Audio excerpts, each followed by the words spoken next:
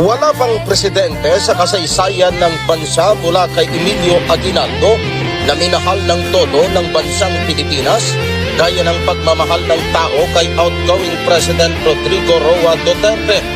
Tinawag siyang tatay dahil naging totoong magulang siya para sa maraming Pilipino na nakaramdam ng kanyang tunay na pagmamalasakit sa bayan. Binabatikos man ng oposisyon sa kanyang makulay na pananalita. Hindi naman maikakaila na marami ang saludo sa kanyang maraming nagawa para sa bayan, bunga ng pagmamahal sa sambayanang Pilipino. Saan ka nakakita ng Pangulo na patapos na ang termino pero tumaas pa lalo ang approval at trust rating?